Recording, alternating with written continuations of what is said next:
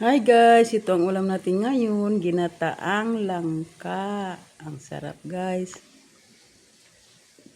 Namiss ko talaga kumain ng ginataang langka. Tapos mas masarap talaga ito kasi may luyang dilaw. At saka complete ang mga ingredients. Tapos pinirito ko yung lapu-lapu na isda. Yung banda ito sa may ulo.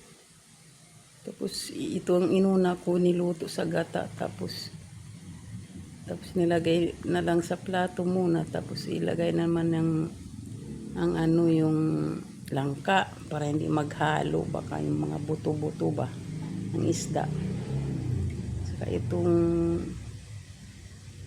chicken adobo pinaluto ni Bunso. Yan daw ang ulam din daw niya at saka pangbaon niya. Yan. Siyempre, mayroon tayong rice.